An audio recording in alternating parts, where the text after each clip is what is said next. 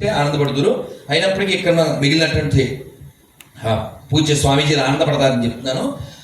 మా గురువుగారు అడిగారు, రాధామనోహర్ వేర్ ఆర్ యూ అన్నారు. I didn't see you in the morning class అని. అంటే నేను ఇలా రుయాకి వెళ్ళానండి, అక్కడ మెడికోస్కి కొంచెం చెప్పడానికి అన్నాను. అంటే వారు అన్నారు, మరి ఎవరికైనా చెప్పి వెళ్ళావా అన్నారు. ఎప్పుడు 25 ఏళ్ల క్రితం జరిగింది.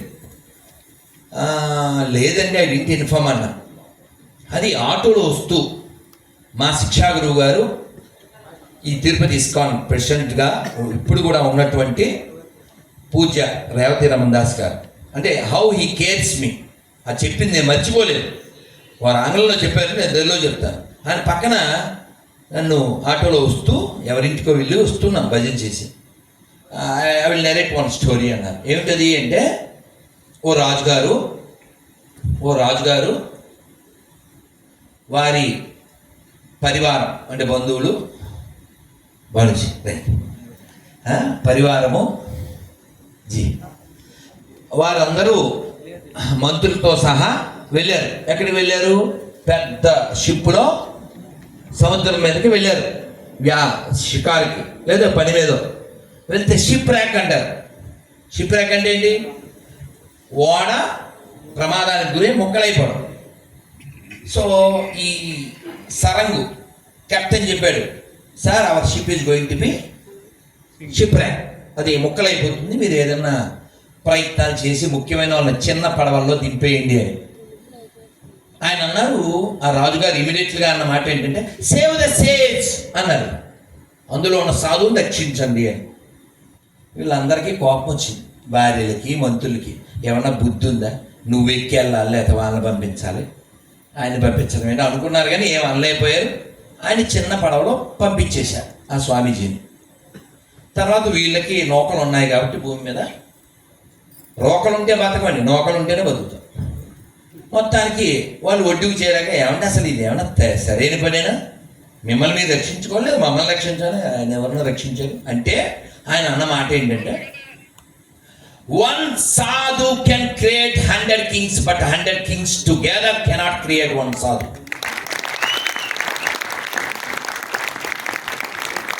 ఇలా చెప్పారు కదా, వశిష్ఠుడికి, విశ్వామిత్రుడికి లేదు ఇంకెవరైనా గురువులు వస్తే ఏం చేసేవారు? దశరథుడు కానీ జనకుడు కానీ ఏం చేసేవారు? వెంటనే కింద కూర్చుని ఆ సింహాసనంలో వాళ్ళు కూర్చోబెట్టేవారు. కాబట్టి ఈ దేశం సాధు సంతుల, మహాత్ముల, త్యాగుల, యోగుల యొక్క మార్గదర్శనంలో నడవాలి. గీత పట్టుకున్నవాడు, గీత తెలిసినవాడు దీన్ని నడపాలి. అలా నడిపితే ఈ దేశం నిలబడుతుంది. కాబట్టి ఈ కథ చెప్పి మా గురుగారు అన్నారు, you are such important for me, okay, don't go without information అన్నారు. అంటే నేను కాపాడుకోవడం నా బాధ్యత అని చెప్పడానికి కథ చెప్పారు 25 ఏళ్ళ క్రితం. కాబట్టి నేను ఇది నా వ్యక్తిగతంగా నా ఒక్కడి గురించి చెప్పట్లేదండి. సాధువుల్ని కాపాడుకోవడం ఎంత ముఖ్యమో, ఈ సాధు వర్తనం మనం కలిగి ఉండడం ఎంత ముఖ్యమో, భవిష్యత్తు భారతాన్ని మరోలా చూడకుండా ఉండడానికి ఉత్తమ పదాన్ని ఏంటి? ఇప్పుడు మనం దేంట్లో సెకండ్లో ఉన్నాం తెలుసా? మనం రోడ్ నెట్వర్క్లో భారత్ 2nd ప్లేస్లో ఉంది, ఆర్థిక ప్రగతిలో 4th ప్లేస్లో ఉంది. ఇదంతా 11 ఏళ్లలో 10 ఏళ్లలో జరిగినటువంటి కృషి. ఎవరి వల్ల జరుగుతుందో తెలుసుగా, తెలుసు కదా. అంతకుముందు లేడీ పెద్ద కేడి. కాబట్టి అలాంటివి జరగకూడదంటే ఉండవలసింది ఎవరు? అయితే ఎల్లకాలం అవుతుందా? కాబట్టి మనం కూడా తయారవ్వాలి. ముందు మాట్లాడండి, ధర్మం కోసం మాట్లాడండి, దేశం కోసం మాట్లాడండి, దేవాలయాల కోసం మాట్లాడండి. మన వాళ్ళైనా సరే వాళ్ళతో పోట్లాడండి, వివరించండి, ఎక్స్ప్లెయిన్ చేయండి. బొట్టు ఎందుకు పెట్టుకోలేదో గుళ్ళో అడగండి. కేవలం మా దగ్గరే టికెట్లు ఎందుకు తీసుకుంటున్నారు అని అడగండి. స్పెషల్ బస్సు పేరు మీద స్పెషల్ దోపిడీ ఏంటో అడగండి. కరెంటు బిల్లు కట్టనోడికి యాత్రకి ట్యాక్స్ డబ్బులు ఇవ్వడం ఏమిటో అడగండి. ఫేస్బుక్లో కనీసం ఓ పోస్ట్ పెట్టండి. ఇవి కూడా చెయ్యం మనం. ఎలా? స్వామీజీ మీలాంటి వాళ్ళు ఉన్నారు, ఎలా వస్తారు, ఎంతమంది వస్తారు? కాబట్టి అందరం పనిచేస్తే ఈ ధర్మం ఉంటుందండి, ఈ దేశం ఉంటుందండి, ఈ దేవాలయాలు ఉంటాయండి. ఈ దేవాలయాలు మన మానకేంద్రాలు. ఇవి ఉంటే మనం ఉంటాం. తిరుపతి గొప్పతనం దేనికి? చెరువు వల్ల కాదు, ఈ పరువు ఈ కొండల వల్ల కూడా కాదు, ఆ కొండల పైన ఉన్నాడే ఆయన వలన ఈ గొప్పతనం. కాబట్టి ఆయన ఎవరో అన్నారు నాతో 15 ఏళ్ల క్రితం నన్ను డ్రాప్ చేస్తూ ఇక్కడ మన కూచువారిపల్లి నుంచి ఒకే మాట అన్నాడు. ఆయన టిటిలో పనిచేస్తాడు. స్వామి, పెద్ద ఆయన నిలబడి సంపాదిస్తే మన వాళ్ళు పడుకుని తగలేస్తున్నారు. నిజమే కదా? అసలు బెంగలేదు. వెంకటేశ్వర స్వామి దగ్గర పనిచేసే వాళ్ళకి 7 కొండల పేర్లు తెలియదు. నేను అప్పుడే ఒక 10-15 ఏళ్ల క్రితం ఒక పిల్లని అడిగాను, ఎన్ని కొండలు అని. అప్పుడు ఇంట్లో ఈ పాటికి పిల్లల తల్లి ఉండొచ్చు. ఏమ్మా ఎన్ని కొండలు అని అడిగా. ఐ థింక్ 5 అన్న. నేను తిరుపతిలో ఉంది. ఇది ఎంత అవమానకరం! ఎవరి వల్ల ఇది ఎందుకు జరుగుతుంది? నేర్పకపోవడం వల్ల జరుగుతుంది. ఆవును కోసేవాళ్ళు పెరుగుతున్నారు, ఆవును మేసేవాళ్ళు పెరుగుతున్నారు, ఆవును చూసేవాళ్ళు పెరగడం లేదు. వెంకటేశ్వర స్వామికి దెబ్బ తగిలితే కొట్టినాయన ఎవరు? కొడితే ఆ కొట్టడానికి వచ్చింది వెంకటేశ్వరాన్ని కొట్టడానికి రాలా. ఎందుకు వచ్చాడు? ఆవు అలా పాలు ఇవ్వట్లేదని దాన్ని కొట్టడానికి వస్తే వెంకటేశ్వర పైకి లేచారు. అంటే దెబ్బ ఎవరు తిన్నారు? వెంకటేశ్వర స్వామి. అంటే వెంకటేశ్వర స్వామికి ప్రయారిటీ ఎవరు? నాకంటే ఆవు, నాకంటే గోవు ముఖ్యమని చెప్పిన గోవిందుడున్న ఈ స్థలంలో గోవుళ్ళు కోస్తూ ఉంటే, మనం చూస్తూ ఉంటే మనం గోవిందుడి భక్తులు అవుతామా? కాబట్టి ఆవు ఎక్కడా వధింపబడకూడదు. దిలీపుడు అంతటి వాడు నా ప్రాణం ఇస్తానన్నాడే. అటువంటి రామాయణం జరిగిన నేలలో పుట్టేవే.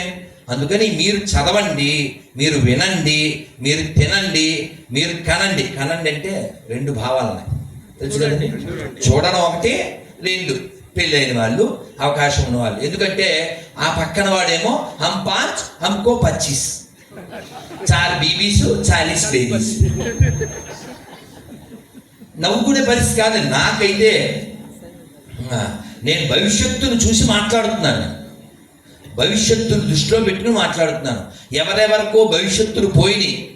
వాళ్ళ ఆడపిల్లలు వాళ్ళ ముందే 90లో కాశ్మీర్లో ఆడపిల్లలకు జుట్టులు కత్తిరించి మగబట్టలు వేసి తీసుకెళ్తే చేతులు వేసి తడిమి ఈ మగపిల్లోడు కాదని లాగేసుకుని ఇవి చాలా జరిగినాయి. ఇవేం జరగకూడదంటే దృఢమైన బలమైన హిందువులు కావాలి. మీరు డబ్బు బాగా సంపాదించండి, ఎక్కడ అవకాశం ఉంటే అక్కడ పవర్ సంపాదించండి.